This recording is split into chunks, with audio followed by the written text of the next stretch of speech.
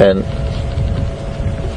for the moment that I stopped here, the sun was on it, and it was actually really highlighted by the sun because its leaves are still quite green. It's a lovely specimen of a leadwood, but it is still a youngster. It's maybe a few hundred years old, but I'd say maybe two to 300 years old, judging by its girth.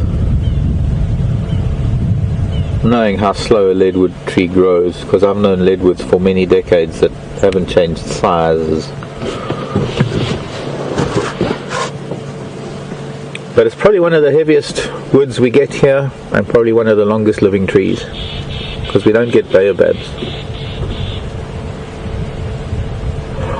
I'm at a place called Chelapan, and as we zoom out you'll notice that there's actually a dry pan in front of us. I'm going to go a little bit forward where you can see it. It's a wonderful place where in the summer months the rain fills it up and it bubbles with life, it boils with life. There is just so much in this pan, and right now all it is a dry little clay bowl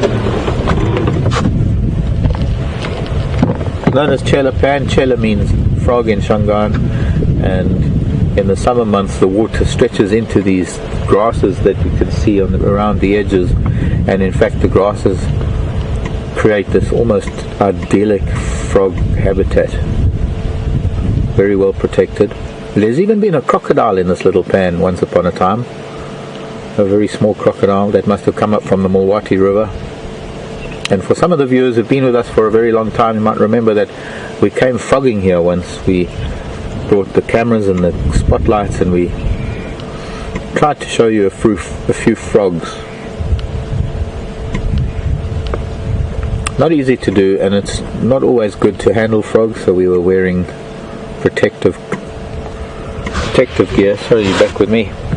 So I had to put on hypoallergenic latex gloves just to handle these frogs, because frogs are going through quite a serious problem at the moment in the world.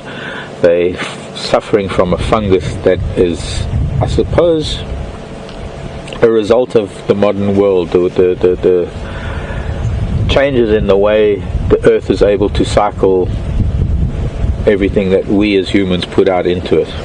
And frogs, because they absorb so much through their skin and they have such a close link to the aquatic environment, frogs are almost like what we call a litmus test to the health of an environment.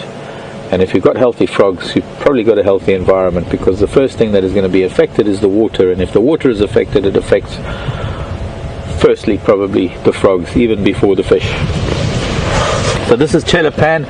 There's a jackalberry. I'm going to drive past it now and BM will show you. There's a jackalberry here that has memories. In fact, this tree first of all on the left, this is a gardenia.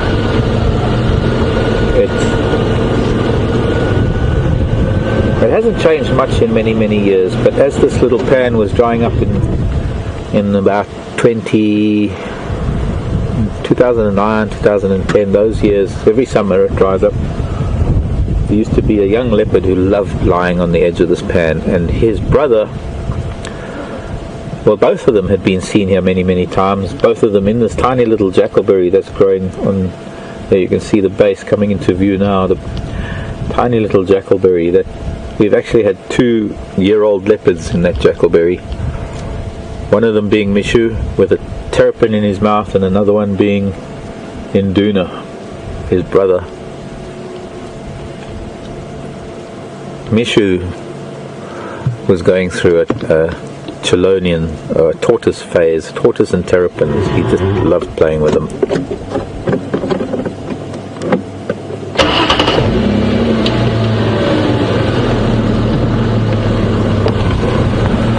Well, my reasoning for being here, we've come here from camp.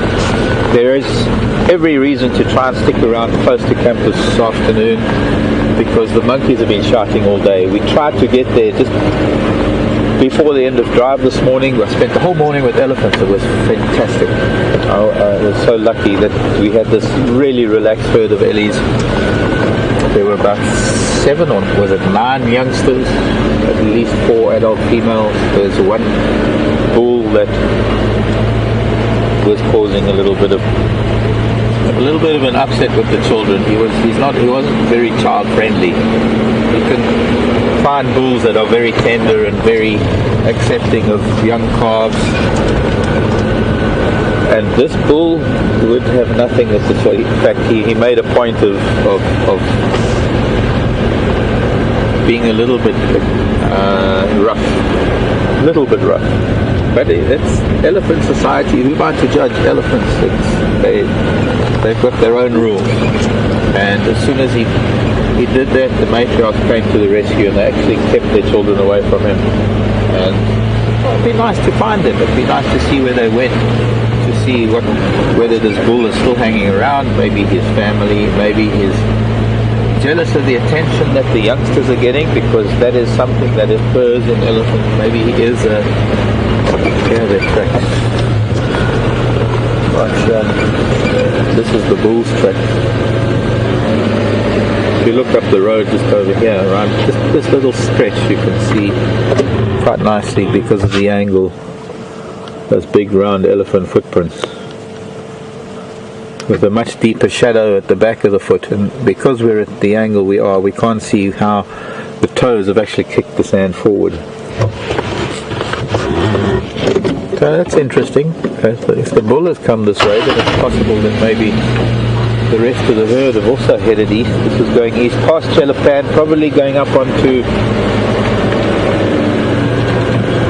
Nyala Road south, and heading to Buffelsdam Dam. So I think maybe we ought to do that. I don't know. I'm not sure where Brent is. Maybe Brent is closer.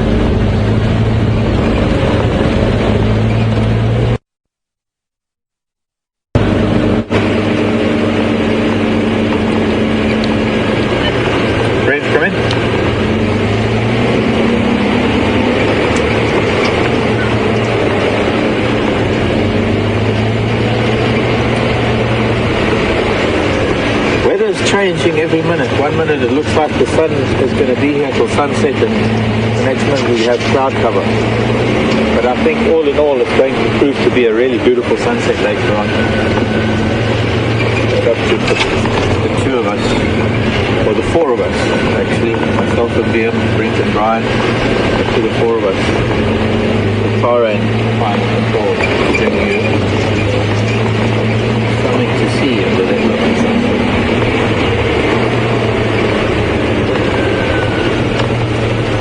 First I'm going to check this way to see if those elephants cross this way.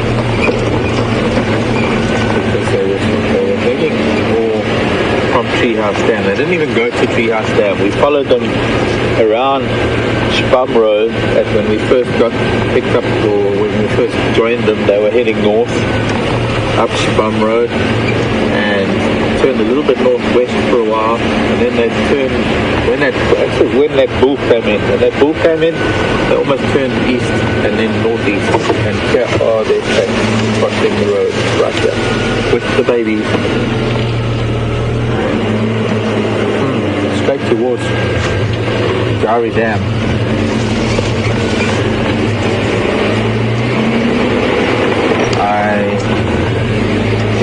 I know we need to go on the Liam Road, the road that follows the drainage line.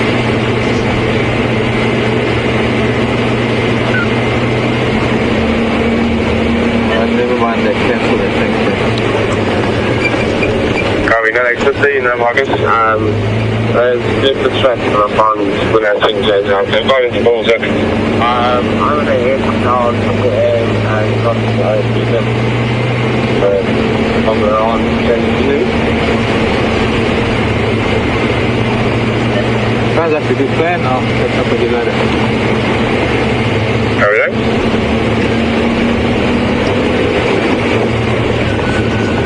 This is the kind of the trajectory that the elephants took from this morning. They came from Treehouse Dam. They were walking here.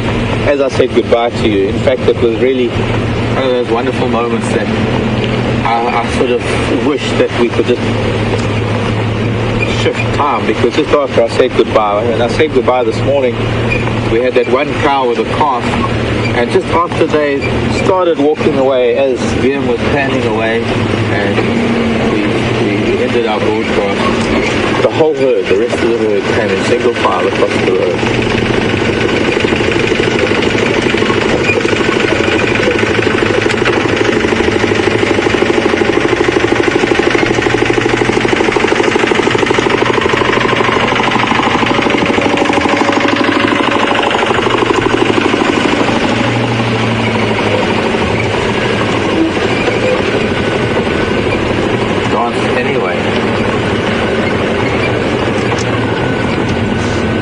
Anyway, or just dance anyway. Dance anyway. Dance anyway is on Twitter, and dance anyway was asking a question that I'm afraid to answer, and I'm distracted with Impala now, so I don't have to answer it. The question was, where's Kokomo or Kokomo? Hello, boys. Impala rams. The thumping you can hear in the background is a pump. Sounds like a lister. This is unusual. There is a very small herd of females,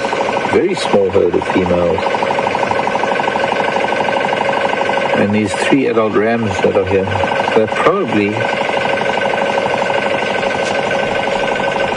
no longer in estrus. They're probably conceived already, so although he is showing signs of herding them, but he's not being very aggressive with another ram that wants to come in from the left. Maybe it's the larger the herd, the more intense the ram has to be to protect his herd. This little boy has only got a handful of ewes.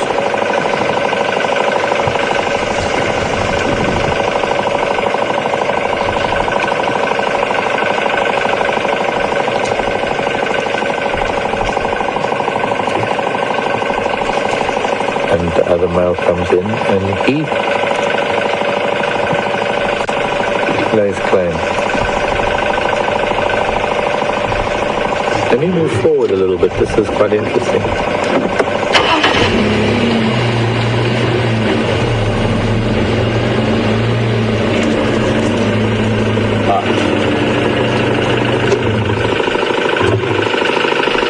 The first male chased the other male off.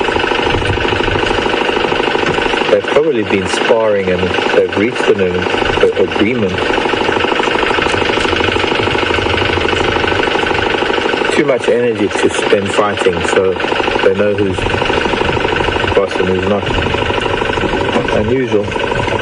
He's actually coming back.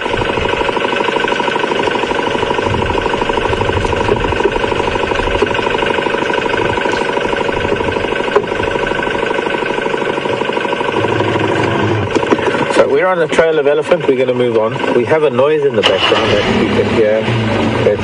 Sorry, children. Go back to what you were doing. I won't interrupt. Go to your own thing. We're a third male.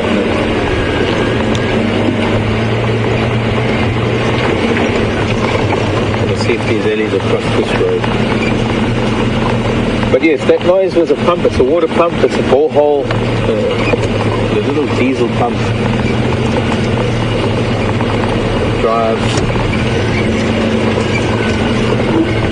the water pump that sucks up the water from the borehole that could be anywhere between 50 even 150. Look, there's a giraffe.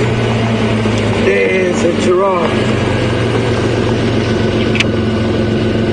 Hello, Twiga.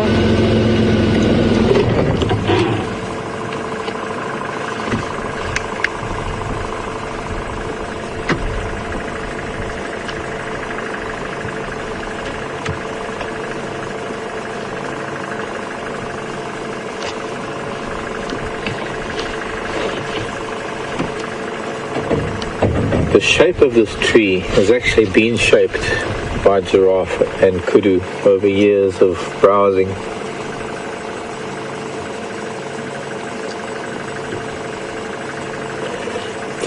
It's a juvenile torchwood.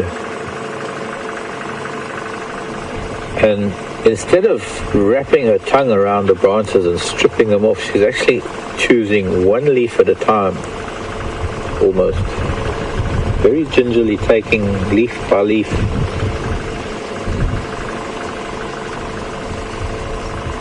Some parts of East Africa, there are gardenias that are shaped like that. They almost get like a diamond shape. From giraffe leaning down and kudu leaning up.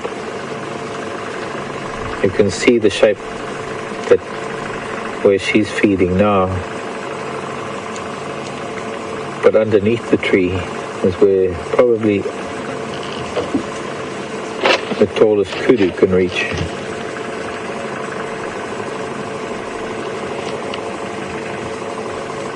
And so it's almost like a giraffe and kudu browse bonsai.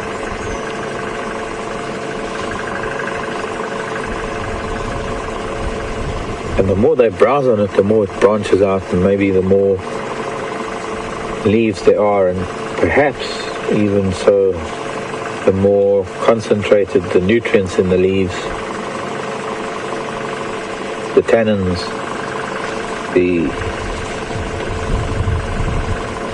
well, we'll see how long she stays on that tree.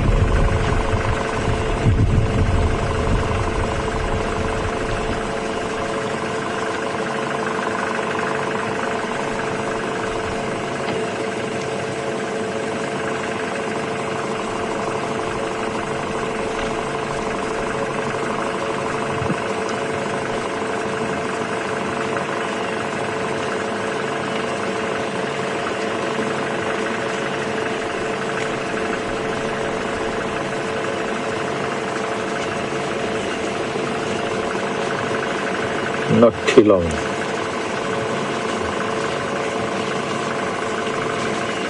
And my guess is she's making her way up to quarantine. I'm thinking that she's possibly one of that group of 4 females that we saw the other day that have been wandering around, and there have also been some tracks of a big male that might be tailing them.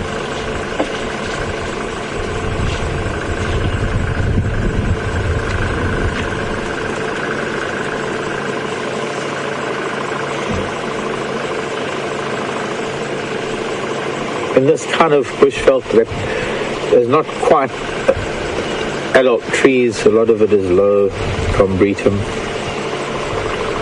with the marulas on the higher ground where the sandveld is. But this kind of bushveld, the giraffe can spend greater periods further apart because they can see each other so well over the lower younger trees. Or Mark coming?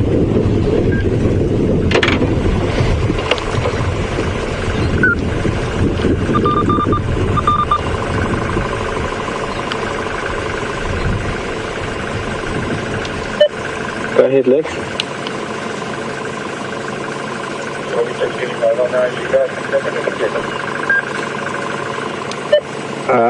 Not yet. No, I'm just on the trail of those and Law from this morning. There is a Dlamiti on just off of Philemon's Dip on the eastern side of the road up to quarantine.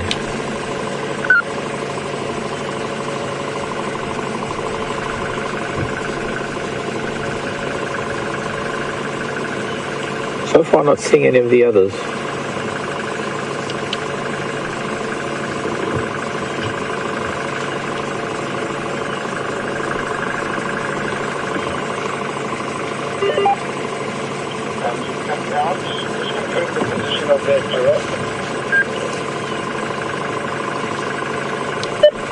She's just north of Philemon's Dip, but east of the road up to quarantine.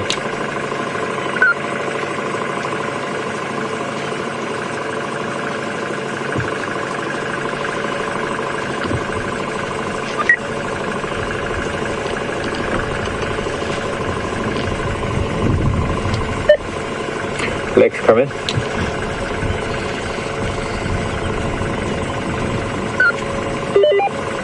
Go ahead.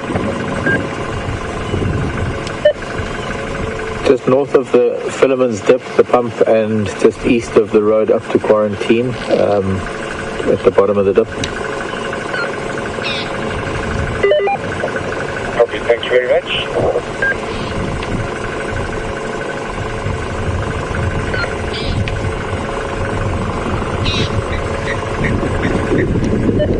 At the moment I'm on that track that runs down to Twin Dams Road, that new track.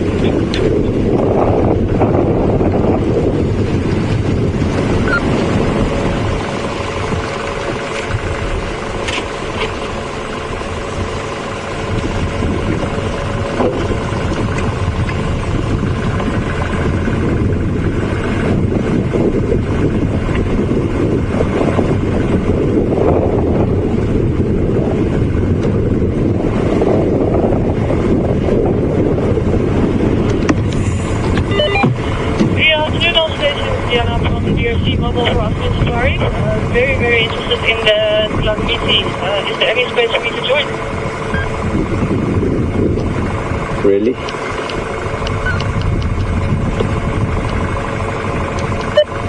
No, you're welcome to join. There might be some others around. I haven't seen them yet, but I think it might be one of a group that was here a couple of days ago.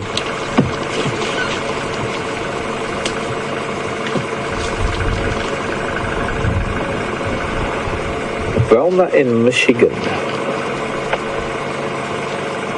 How many species of giraffe are there? What type of giraffe is this? Well, now, that is a debatable subject. I don't know, maybe by now genetics have sorted it all out, but if one has only textbooks to go by, there are a number of different distinct giraffe from here all the way up into East Africa, and then of course there's the okapi in West Africa, which is probably the only other member of the same family of animals. The okapi is a kind of a short giraffe. Hello, Mrs. G. You're going to come and say hello. Where are your friends?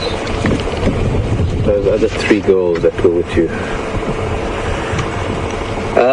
This is the southern giraffe, and well, while there are some distinct species or distinct varieties of giraffe, I think it's still quite debatable.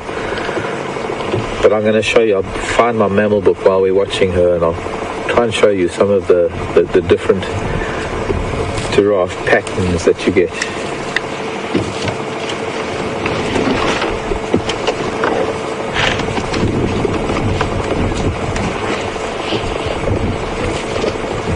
Lucy wants to know how long is the neck of a giraffe.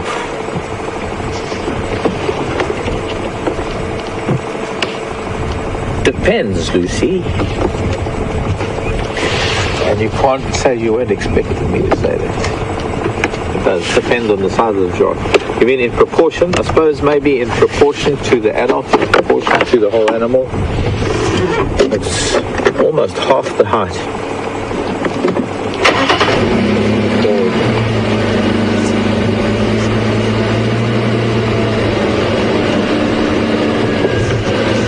Not great terrain to watch her, but we've also got fairly flat light at the moment. But now that there isn't really that very bright sunshine, maybe we can just get closer to her and you can almost zoom in on her face and her eyebrows and her eyelashes and the tongue that... Hello, Mrs. G. No, really? That's behind the tree. Now we can't see your tongue and your eyelashes.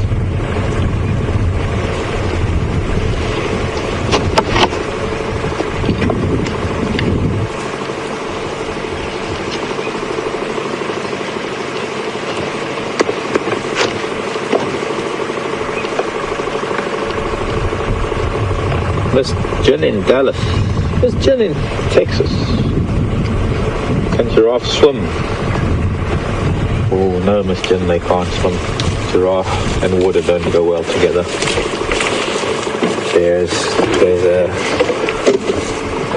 physics involved here in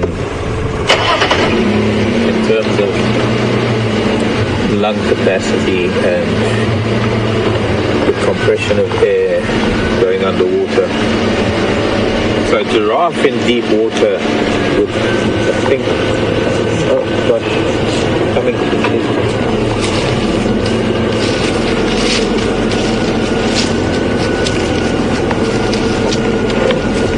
Okay, I've got to switch off because he's panicking a little bit. He wants to.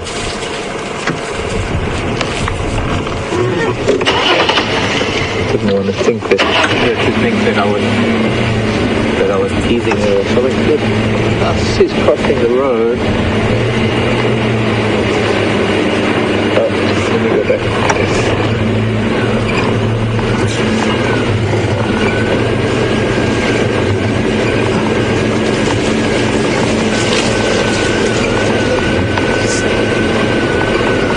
She's now going through Philemon's Dip actually, so maybe she's following the others.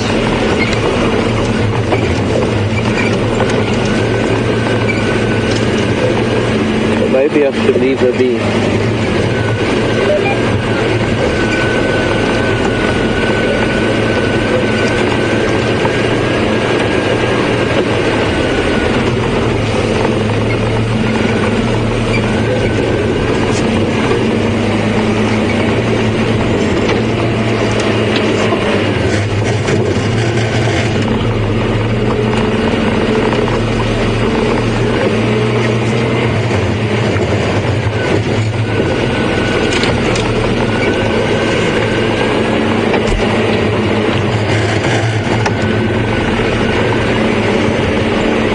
Actually come out into the open now. We're back where this group of impala were, where these impala were with 3 rams and one very small group of ewes, and now we're going to see them all come out into the open.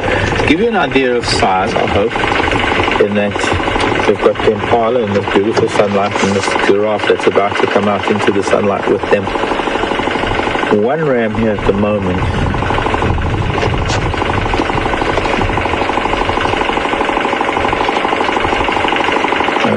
Just reacting to another vehicle coming in from the side.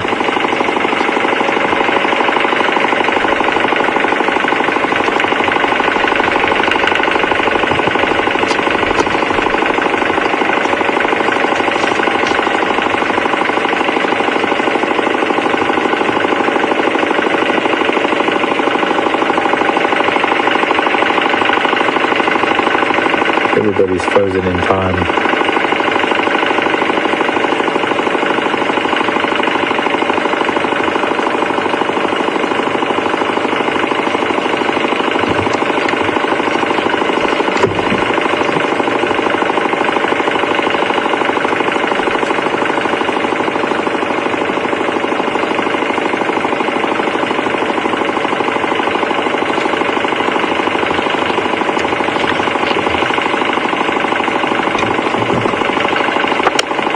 Hello, Angela. And thank you, Angela, for the message. And Angela's in Boston, wanting to know if giraffe's temperament is similar to that of elephant. Oh gosh, go quickly to Brent, quickly.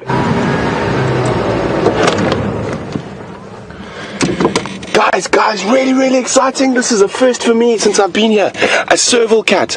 We get a lot of questions about the other little cats that occur here. And Brian and I are in Arethusa, and we're following the tracks of a pride of lions, and we just bumped into this little Serval. Isn't that amazing?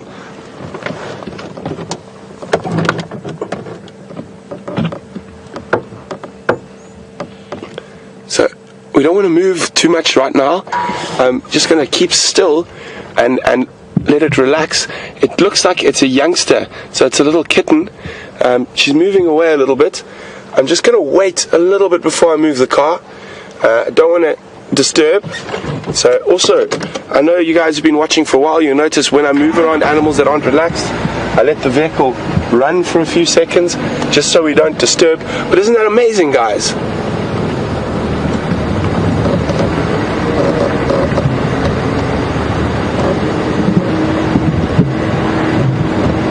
So I can see her still. Looks like a youngster. She's in the grass there. I'm just going to get Brian in the right position. Lying down. Isn't that incredible? You got her there, Brian? Just tell me forward, back. Go forward a bit. And if we can get it. I can't see my monitor. I'm sorry. In amongst the twigs. Maybe if we go forward slightly, there might be a longer line of sight. Yeah, that's good. Yeah. A little bit more. There we go.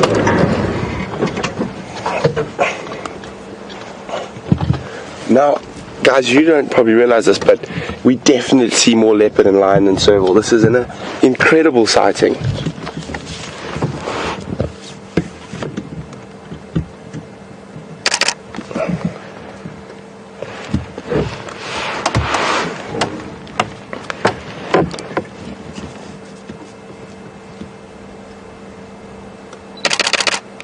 So it is a kitten.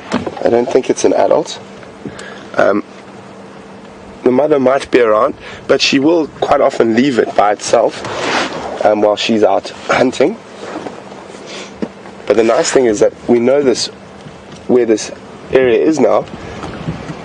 Oh, you can see she's a little bit, or he's a little bit unrelaxed, moving away from us very slowly, but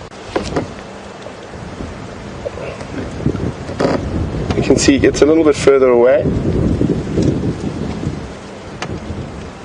and lifts up. I'm going to try to go back. Obviously, I'm not going to try off-road after this animal. That would just stress it out. And the fact is that we've seen it in this area now. There's a good chance, especially since it is youngster, that we can come back and possibly work this area. And maybe for a while we might be able to see it again. I've lost sight. Can you see it still? Yeah, I can still see it. Can you go forward? Back? Let's just hold on a sec. Is it moving or? Yeah, it's moving up there. Let's try a little bit forward. Duck drawing that combretum. Let's try a little bit further back.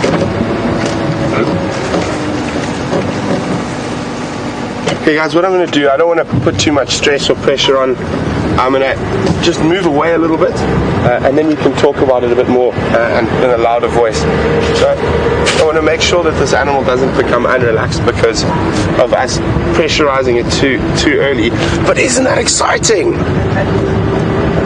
First serval on Wild Earth drives for me. I don't know if there's been one seen before. Maybe you guys can let me know. You guys have been watching for a long time. Has anyone ever seen a serval on a Wild Earth drive? And you can do that by emailing us at questions@wildearth.tv, or if you're on Twitter, you can just use the hashtag #SafariLive. Oh, and I got so excited I forgot about the lion tracks. Yeah.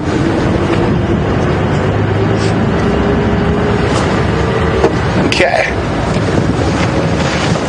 Brian's just gonna show you the lion tracks that are on the road here.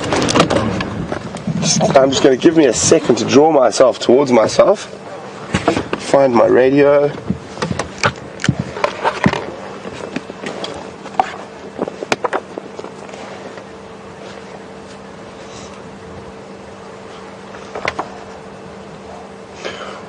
Well, apparently general consensus that this is the first serval ever on Safari Live.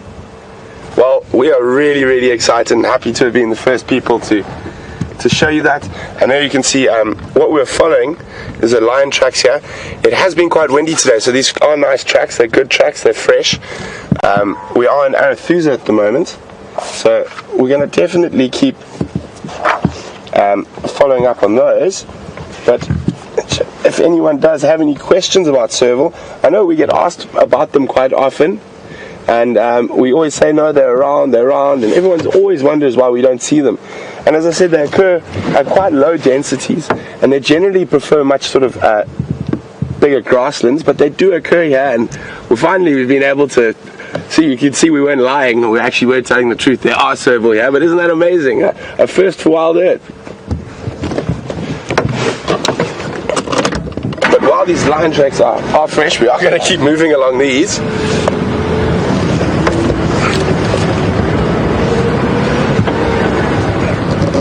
I know we all love seeing leopards, but I think that one might just tip the scale for me today.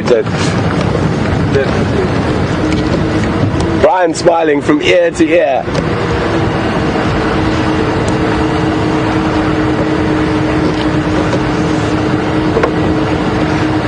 Hi Charlie, who's contacting us via Twitter. Charlie would like to know, are serval mostly diurnal or nocturnal? Well Charlie, it's actually quite interesting. It also depends on the area. I know we have seen them up in East Africa and the Masai Mara and the Serengeti. They are mostly diurnal and even more so crepuscular. Crepuscular means they're active at dusk and dawn. In South Africa, in certain parts I've seen in the Karoo and whatnot, very, very nocturnal, but that's also from human pressure. But I would say majority of the time, so just making sure the lion tracks are still there, that they are crepuscular. So most active at dusk and dawn, and that's sort of an hour or two before dusk, an hour or two before, after dusk and an hour or two after dawn.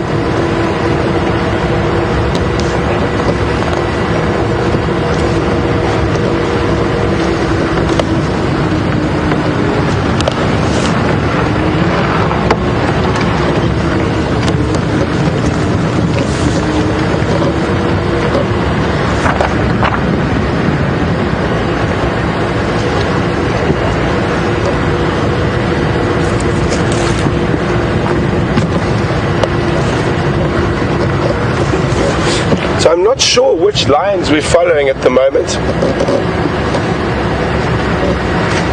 I'm not sure which pride of lions these tracks are we're following, but we will keep on them.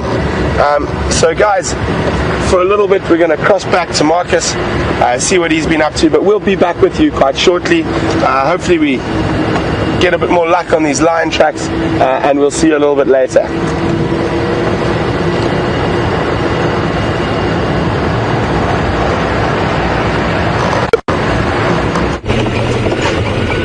Welcome back everyone, and we're on a little track. It's a little bouncy track, as you can see. Takes us down to Twin Dams Road. I want to look for further evidence of this herd of elephants that we had this morning. They seem to be heading east, almost northeast, kind of a trajectory that would take them to Bubbles Dam. Probably by now, because it's been some time since we were with them this morning. So we're going to head in that general direction and see if we can find anything. But there was one thing that I wanted to show you, because we had a question about the giraffe that we saw, and I was going to stay there with the giraffe, but there were other vehicles that wanted to see the giraffe. We haven't had giraffe here on Djuma for a while now. We're a very small property within a very large national park, and giraffe are not really territorial. They don't really stay in the same area, so we get to see these, I wouldn't call them migrating giraffe, they're just moving. They're just these ships that move through the bushveld from place to place, and I guess they have areas that they cover through the different seasons, and they will do perhaps almost like a circle or a route to come back to the same feeding grounds in the different seasons. But that kind of movement, that kind of ground that they cover is way bigger than the ground that we can cover, so we only get to see several giraffe or different giraffe at different times. Anyway, so other people needed to see them, and I left them in the hands of some of the trainees who are doing guide courses and other guests here. We're going to see now, we're on Twin Dams Road. We're going to head a little bit towards Twin Dams itself. We're going to see if those elephants maybe crossed here. Didn't see any evidence on that really grassy road that we've just taken, that road that we were on. Really good for looking at tracks, and we're reaching a point where I want to switch off. This is close to the Milwaukee River. If these elephants are here, they might be breaking branches. We might be able to hear something, and in the interim, if I can find what I had found earlier. There we go. Marked by the hair of, I don't know what it is, some animal hair that I found once upon a time. You can just see there's a very white patch in it. So it was very long and dark and then a little white patch. Anyways, that aside, here are the different patterns or the different subspecies of giraffe that occur throughout Africa. And well, this is Jonathan Kingdon's book. He's showing 12 different coat patterns. I think here in the Kruger Park, in this part of Africa, this part of southern Africa, we have a little bit of a variety of giraffe, almost like a mixture between, sometimes they have solid edges to their patterning, and sometimes their patterning is actually a little bit mottled and starred. But they're certainly not. This is the up top here, the reticulated giraffe, which is a very distinctive pattern. There's no giraffe to mistake it. And I'm not sure, but I think, let's see, where's Rothschild? Rothschild is the R hybrid. Those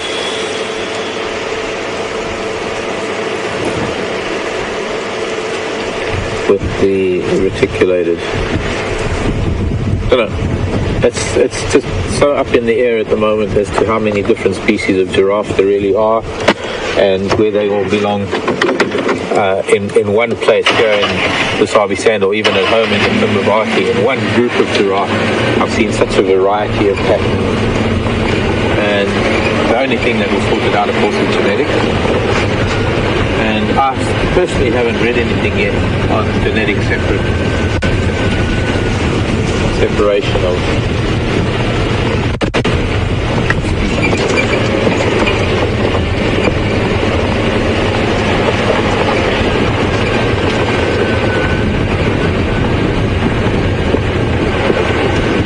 I don't know.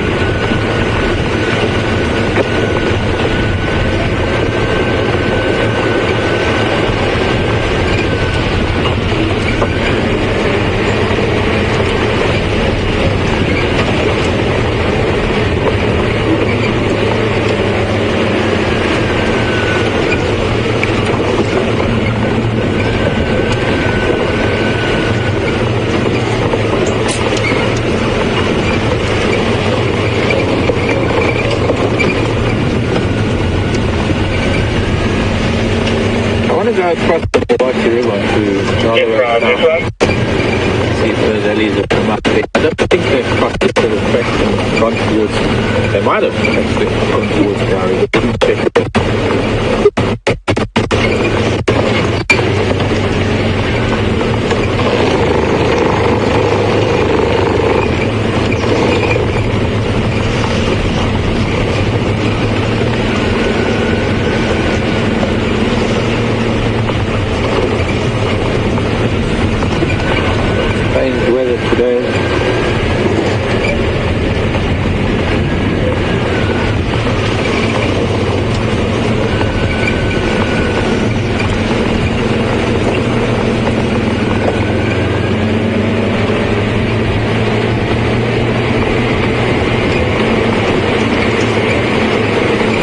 Change of mind, change of plan, change of direction.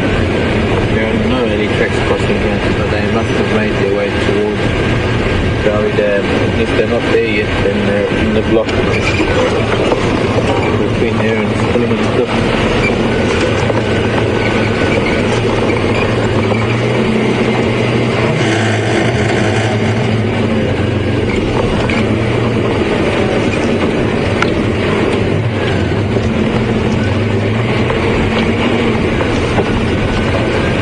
Coming overcast again. We really had a bunch of seasons today.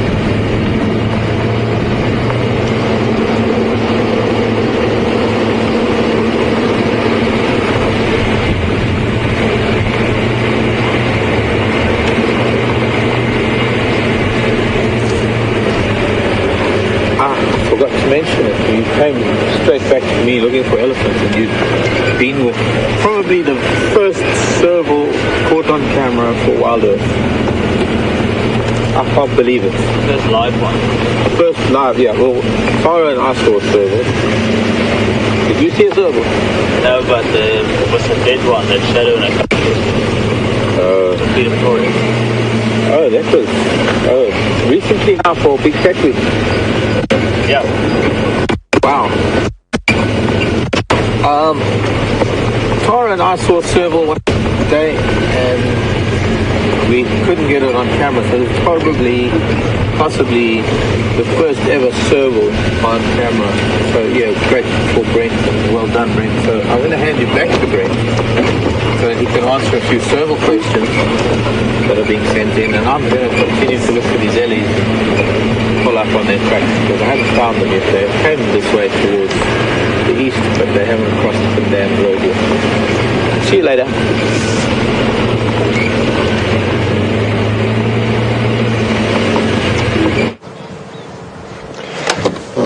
Welcome back, everyone.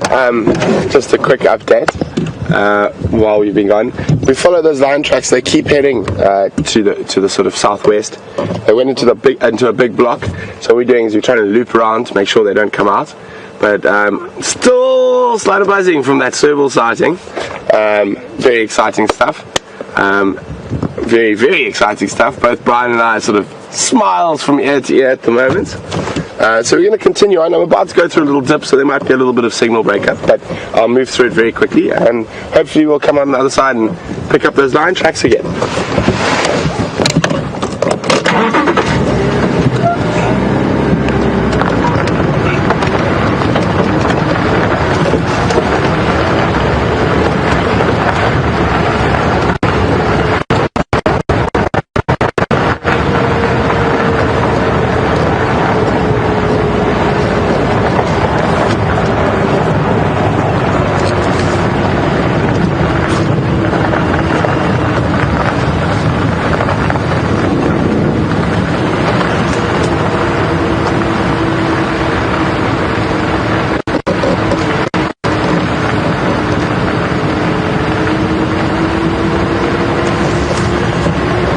We just got a report from Ellen Fowler that Shadow, when she was a cub, actually killed a serval. Oh, very interesting. Thanks very much, Ellen. So for those of you who might be new or just tuned in, I'll just give you a quick update. Well, Brian and I are working on Arethusa. We're tracking a pride of lions at the moment. Mark and Viam are working on Djuma, and that's a nice giraffe viewing. We were really lucky and we spotted a young serval, which is a first for me since I've been here. And we're trying to work out whether it's a first on a Wild Earth live safari. So if anyone has any information, we'd really appreciate it if they have been seen before. As far as we think, they haven't. So I'm very excited. Brian and I are very smiley at the moment, but we're now looking to see if those lions, they went into this big block over here, to see if their tracks come out again, and we make our way slowly towards the Arethusa Dam, and just checking the road very carefully for those tracks of those lions. And if you are a new viewer, we are live. You are seeing what we are seeing in real time, and we are also interactive, so you can ask us questions about what we're seeing in the bush, and you can do that by emailing questions@WildEarthTV, or you can use the hashtag SafariLive if you're on Twitter.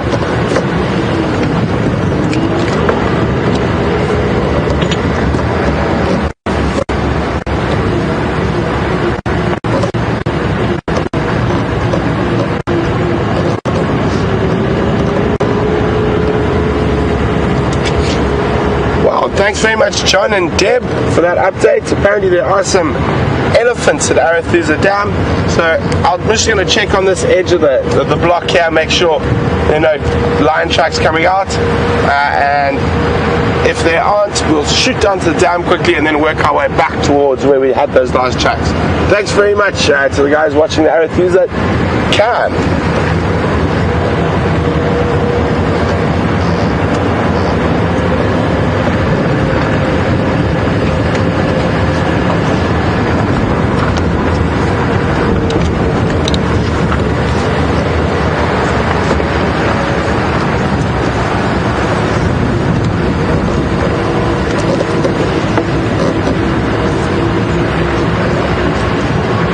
Hi, Kay Schmidt.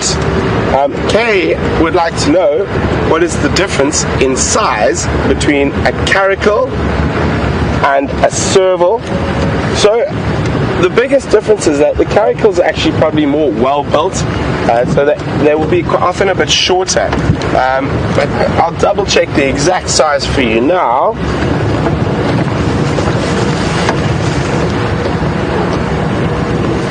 So the average mass of a male serval is about 11 kilograms, and a female is about 9 kilograms.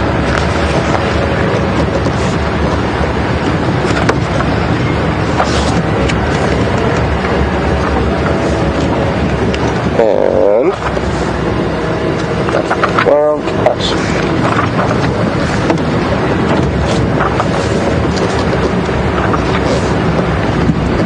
and a caracal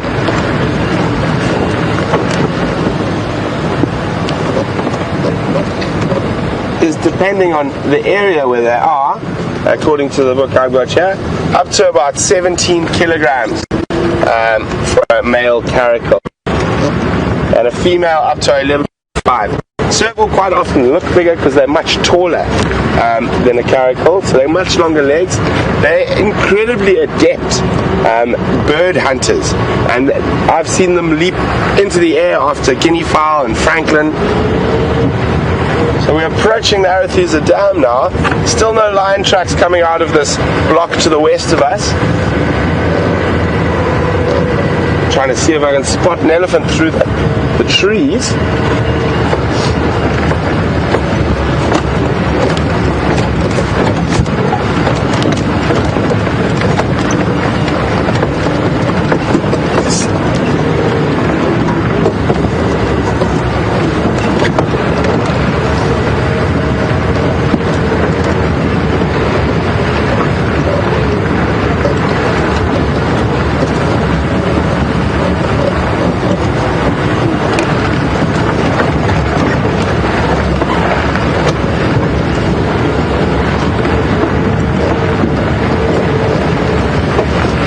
Like the elephants might have been a bit faster than us.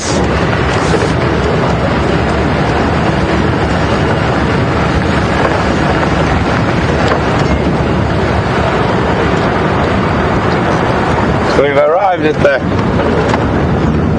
Arethusa Dam, and you can see some hippos, a man mowing the lawn, and some geese, but no elephants. I'm just going to switch off and listen for a second. Maybe we can hear where the elephants went. We're going to have a look at those hippos in the distance there.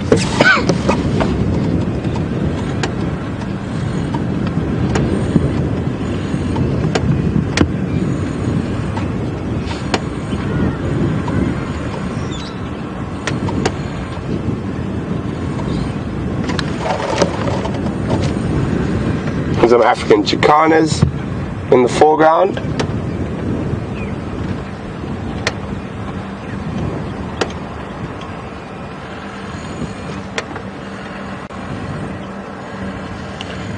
Some hippos over to the right. Here the man mowing the lawn. There he is, hard at work. So what you find at safari lodges, the noisy maintenance that happens to have to go on always happens while you're out in game drive. So while you're on safari, they try to keep it as peaceful as possible. So all the other stuff that happens when the guests are out on the game drive. So it looks like we might have been a bit late for those elephants. I'm going to get back on towards those lion tracks in the area I thought they were going. Thanks for the update though. We might still bump into them close by here.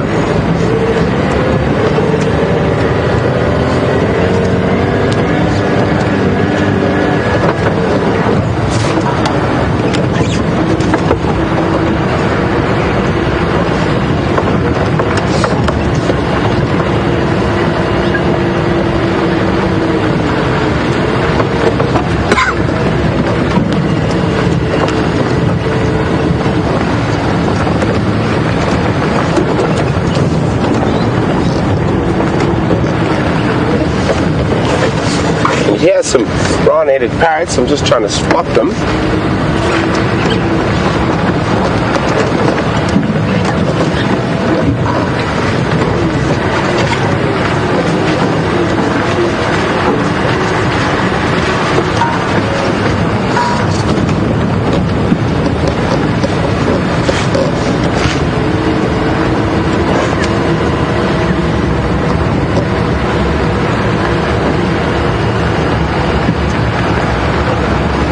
So guys, I might start experiencing a little bit of signal breakup for a short while as I go through this area here. I'm going to try to avoid the low-lying areas and keep up to the crest. I'm really hoping those lines come out on this road here.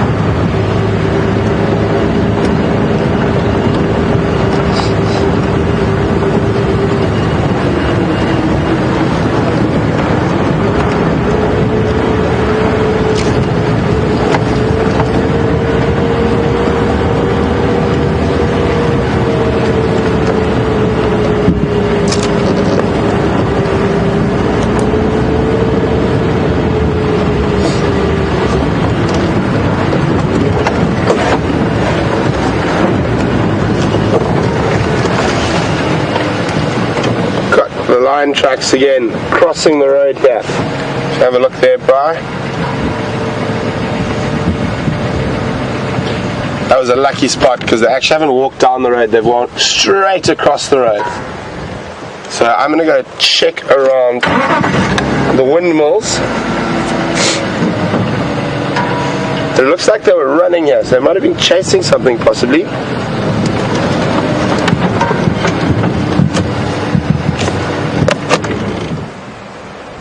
Just listening for a second. It is quite difficult today with the wind.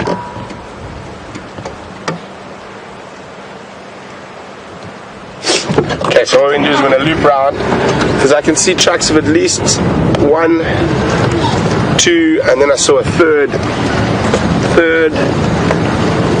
So at least 3. There were definitely more in the other tracks we were following, but at least we're on the right track again. Quite important when you're tracking is, as great as it is to be able to follow each individual track, in terms of cutting the time down and finding the animals, you actually want to guess. So we followed those tracks, they went into this block, we're like, okay, we know it's quite a big area with no roads, let's go check on the far end of there to see if those lion tracks have come out. And lucky in this case they have. Now we're about to do the same thing around this block. And as I said, it's been a really windy day today, so those tracks are still quite crisp. So we've still got a good possibility of finding them. The only thing that's starting to worry me a little bit is that we are moving towards our southern boundary on Arathusa, and if they have crossed through, we're not going to be able to follow further than that.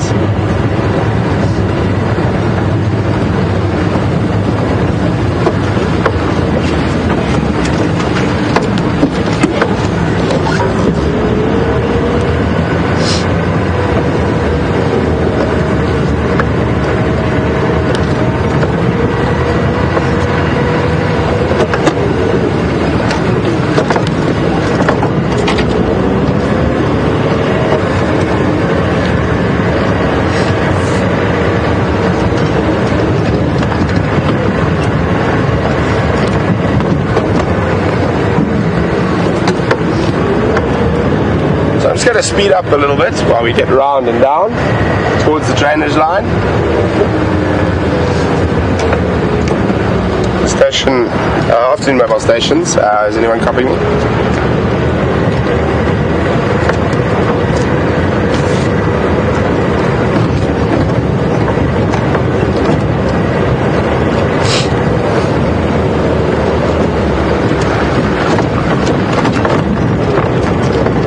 Good evening, good afternoon, good morning, and good day. Welcome. Can't believe you saw Serval. What a magnificent little cat. Absolutely beautiful. I can count on 2 hands the times I've seen Serval in my lifetime. Well, oh look, there's a flower. Pretty.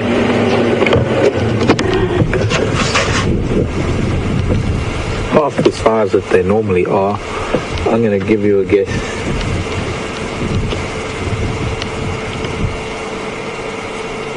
It is a butterfly behind the flower.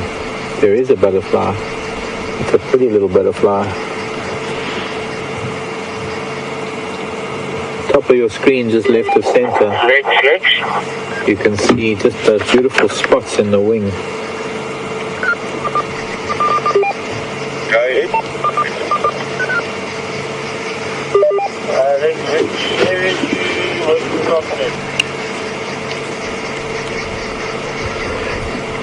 The flower starts with a 4-letter word that refers to a fruit. That's a clue.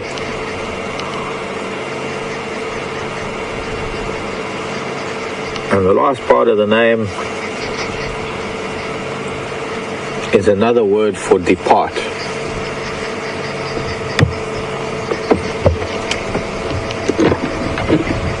So, there's the quiz. Flower quiz this afternoon. Flower for the ladies. And you tell me what you think it is. So, we're on the trail of elephants. And I haven't found their tracks crossing any roads yet. So I'm about to turn around and go back to Gari Dam with a beautiful sunlight. I think it's time that maybe I might have missed, or I might have been a little bit ahead of them before they came out of a particular block of bushveld where their tracks entered, which is just due east of the old hyena dam. And so we're going to go back towards Gari Dam. I'm sure they're going to be coming up, maybe even somewhere near Inglestown. And there have been monkeys shouting around Inglestown all day. And we don't know what they've been shouting at because we think it's a leopard. Monkeys only really go that cape for leopards. So Brent took a walk around, couldn't see anything. I think popped his head up. And that might just be because the leopards, because one of the youngsters, quarantine or Djuma, they kind of accustomed to people. They've grown up with them, so they're not too frightened of people, but they at the same time are still leopards, and they can be regarded as essentially lethal predators, especially if you're an impala. And right now, actually, impala males are the most vulnerable prey item on the menu for most predators at the moment.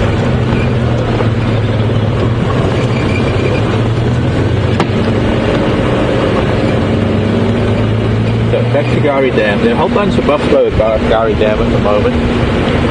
We've had really strange weather this afternoon. A minute ago it was cloudy again, and now suddenly it's opening up. Looks like it's going to be a really beautiful late afternoon. And sunset.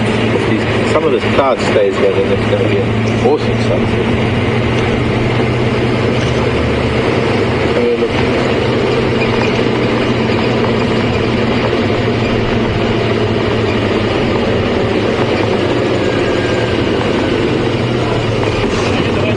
Hello.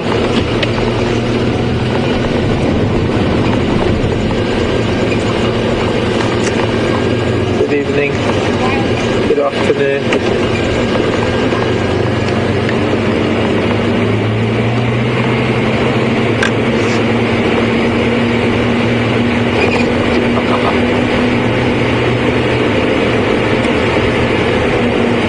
Tina in Amsterdam, I think, was the first one that came back with an answer on the flower. Plumbago. You're quite right, Tina. Plumbago, but I need you to repeat or spell for me the Dutch name for it. Didn't quite get that. Tina's sending a message from Amsterdam. Takes it's a long way to go. Uses a little bit in the translation, but I'm interested.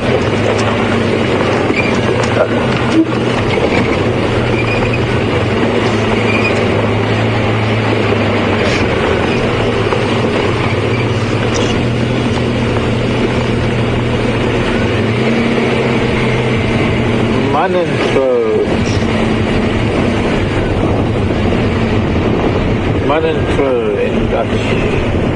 Thanks for that, Tina. And a bunch of people asking if it's called a farewell flower. I don't know that, but you see, I'm open to learning something new.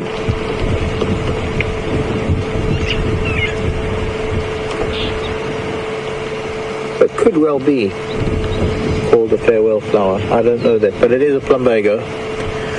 It's the dry season, so there hasn't been that much moisture for those flowers to really get as big as they should. They're somewhat stunted.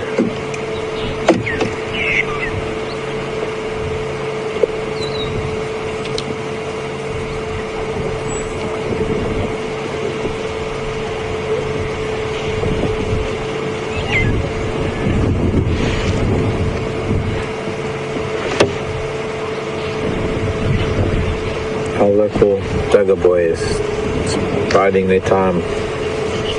Beautiful and late afternoon here at the dam, but we have a mission.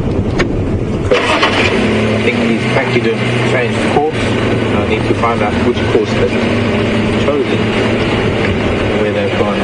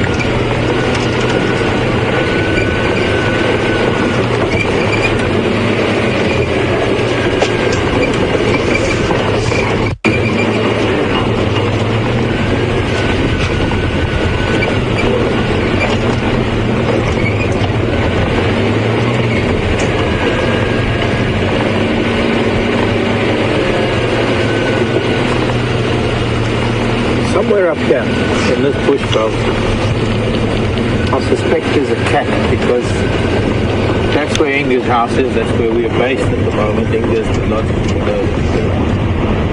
part of the family that owns this property in Djuma, and we're using the house at the moment. And there have been monkeys alarm calling amongst this bush belt all day, and right now I'm not too sure of where these elephants are. I'm going to take a trip down Twin Dams Road again to see if we can find some tracks.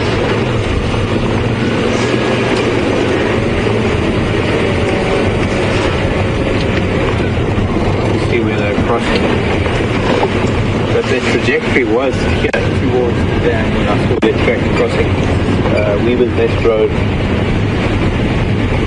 Come up. I need to see where they track across this road so that we can follow them east if they're running.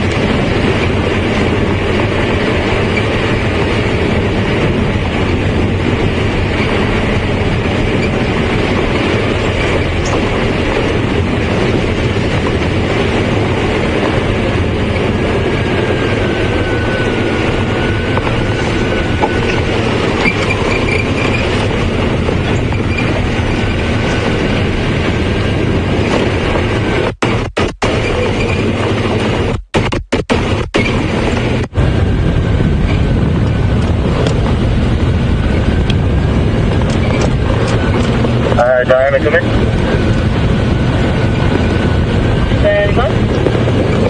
Opening Greg, up to you playing. I'm coming down the island north. Can I come join you with those drones? Somebody's found already. There's still a subject, but it looks like they're going to go out shortly. Copy, they're going to head towards the dam or more to the road as well? Somebody's looking already.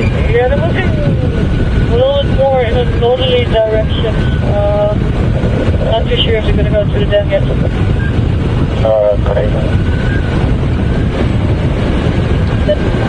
Doesn't law of northerly direction to where, if I may ask? Yeah, quarantine road. Copy, thank you. Can I join you please? Yeah, no problem. So they changed direction. They were coming down towards here and they seem to have headed back up towards quarantine. That's interesting because that giraffe might even be heading that way. So we'll see if we can find them now coming across this Walberg's Nest Road, going up towards quarantine.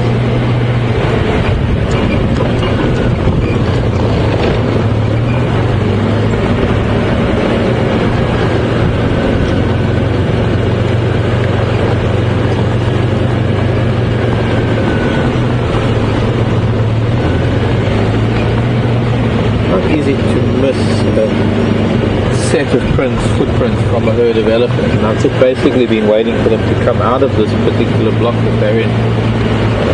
Unless you know where they are, you can't sort of go randomly driving into dense bush just hoping to find them, because probably the noise is going to distract them entirely. Unlike this morning when we were with them, when they were crossing the roads and we actually entered into a bush area with them. We'd been with them for a fair amount of time and they were accustomed to the sound of us moving with them as they moved through the bush, and the times that I had to drive over dry twigs and dry branches and make those kind of noises. Just go crashing in there to find them. Oh, it's kind of disrespectful. You're hoping they're going to come out here somewhere. There's the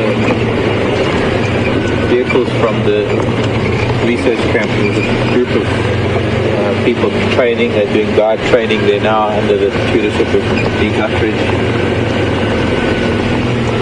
They are evidently with them, supposedly coming out onto quarantine right now. Means they did an almost 90-degree turn after crossing Weaver's Nest. Weaver's Nest is an extension of this road that goes down to Philemon Strip and beyond Gowrie Main.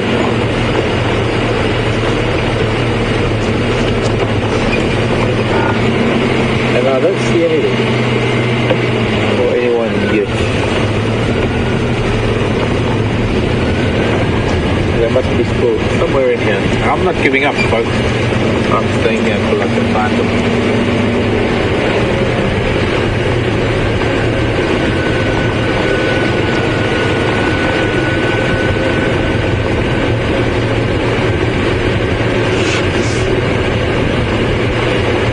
Hello, Catherine. Texas. My mom's second name is Catherine. Catherine in Texas wants to know if we get fireflies here. They're called nightlights in Texas. They put them in jars. Well, I wouldn't put them in jars because it's kind of like a prison, really. Our fireflies, we do get fireflies, Catherine. Our fireflies are mostly only out in the warm, humid summer months during the wet season, and you find them mostly down in the drainage lines on the edges of rivers and dams and water bodies. And one of the main reasons for that is because the female firefly is known as a glowworm, and she likes to spend time around the edges of ponds and the edges of the water and in really moist habitat. And on warm, humid evenings, you're likely to see these, I wouldn't say swarms really, but large groups of male fireflies flying around. The difference between a glowworm and a firefly is that the male, who's the firefly, is actually not a fly, he's a beetle, believe it or not. But they call them fireflies. I don't know why they call them a firefly. Same as the female is called a glowworm, is not a worm. She just never pupates into an adult. She just never gets wings. She stays in almost a larval state, and she has a constant glow on her abdomen, and she advertises with that, and then the males compete by flashing their abdomens. That's an involved process using bacteria and all sorts of things. I won't get into the technical details right now. sometimes you see a lot of fireflies. What you will not see, or rather what are not fireflies, are sometimes the insects that fly in front of the lights, in front of the cameras at night, because you will never see a firefly in light, in front of the light. What you see are actually just the vibrations of the moth wings that react to the frequency of the light, and it looks like they're flashing.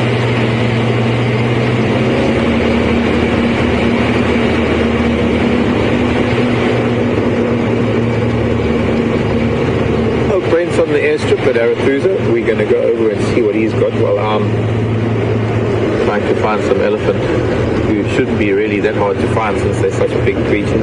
So I'm going to try and find them, and I'll see you in a little while. The giraffe was here.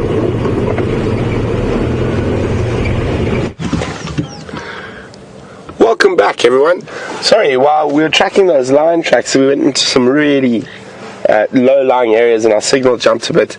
Update on those tracks, unfortunately they have crossed to our western boundary. So one of those things, I'm afraid. We can't keep them all to ourselves all the time. So, oh, excuse me. We're on the airstrip at the moment. There's a nice big waterbuck bull.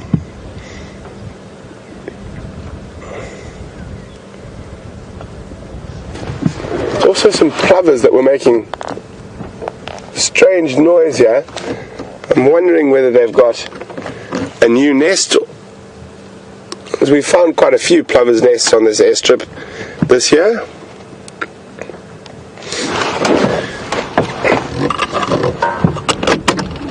Let's have there we go, there's a crowned lapwing. See if it charges us. Oh. Have a look carefully on that side there. If it's not a nest, it could even be a little one keeping dead still. Saw a bit of an excavation.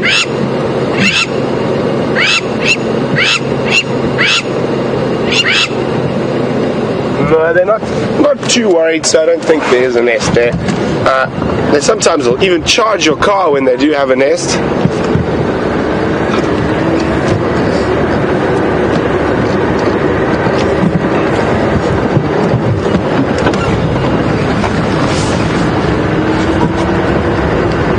Oh, what about disappearing into the bushes?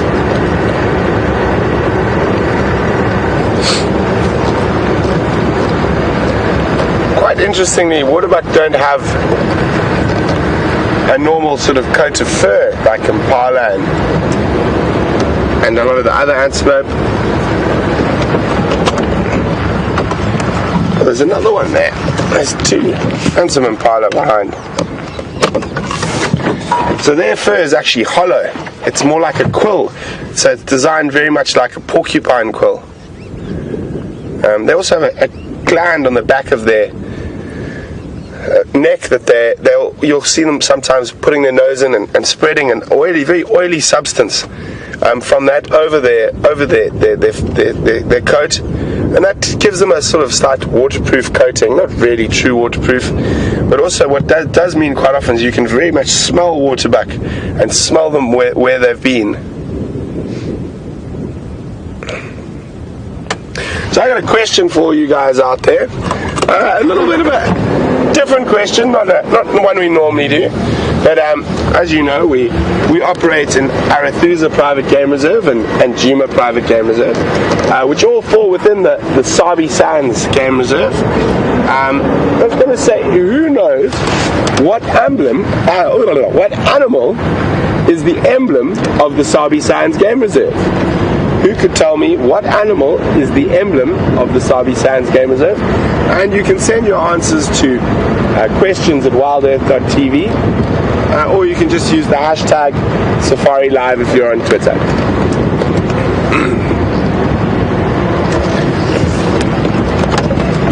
So we're going to head down to sort of the southeastern side of the airstrip, see if we find anything there.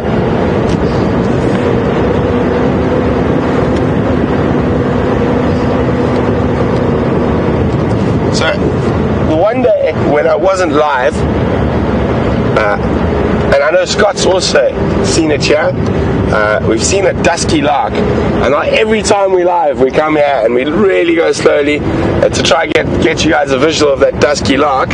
So far we haven't been lucky. Maybe today is our day.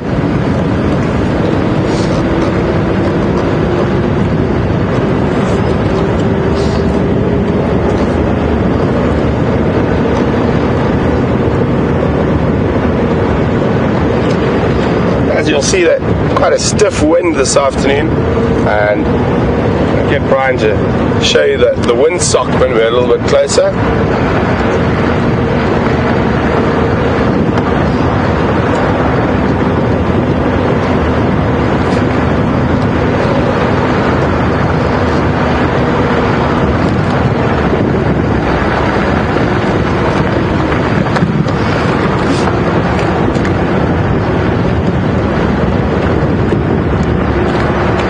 There we go, you can see that.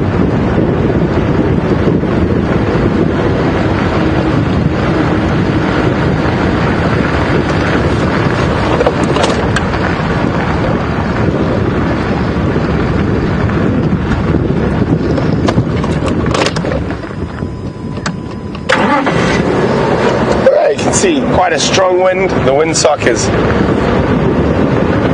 floating away there. We got a question in. Hi, Miss Jin from Texas. Welcome on the Sunset Safari. Yo, we can see the wind's really going now. Since we were tracking lions that unfortunately crossed across our western boundary, we've got something else interesting here as well. We're going to answer Miss Jin's question first. Miss Jin would like to know, how do two prides of lions, when they're fighting, recognize each other in the dark? Well, Miss Jin, their eyesight is a lot better than ours, as well as the fact is I'm pretty sure they can smell the difference between the different pride members. But in big lion fights that I have seen in the past, I actually have seen members of the same pride get confused in the battle and accidentally hit each other, and they'll sort of go, "Ooh, whoops, sorry, meant to hit that one," and off they'll go and do that. But I just noticed something here on the edge of the airstrip I haven't seen before. I'm going to jump out and grab it quickly.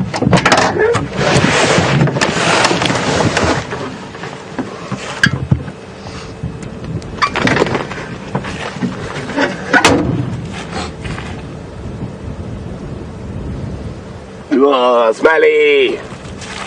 My goodness, I can't smell at the moment. Let me just pop this back in quickly. Okay, so we've got a tortoise, a leopard tortoise here. And just all that's come out is basically the remains of what was in that tortoise that have been decomposed. But I was looking carefully, I can only see half of it here, but you can see very definite sort of teeth crunch marks there. There's another one in there, we can see a definite teeth mark. I mean, it's probably hyenas. It could have been killed by something else. That is still quite smelly. But probably hyenas. Just judging by there, I'm just seeing the inside. It's a bit too messy in there, but probably killed by hyenas. There are other animals. I've seen lions eat tortoise before. Ground hornbill, but judging from this one looks like it was a hyena that's opened it up. There are distinct teeth marks in there, but yeah, very sad. Little tortoise became hyena bait.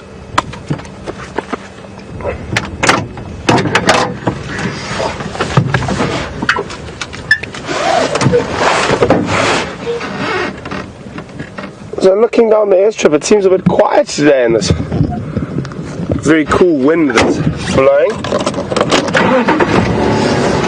can see some impala in the distance. That's about it. But we will go check. Quite often we get lucky, maybe there's some zebra or wildebeest.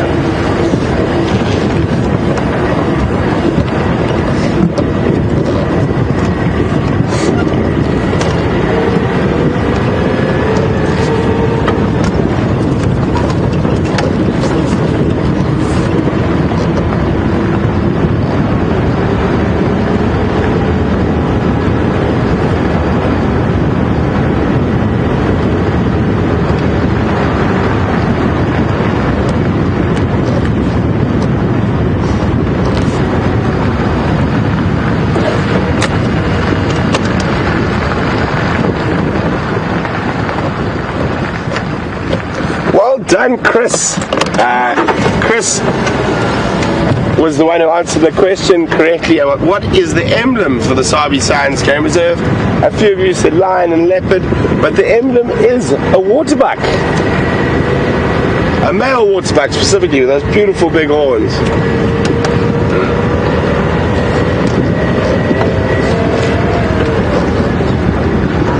There were quite a few others who also got waterbucks, so well done to everyone.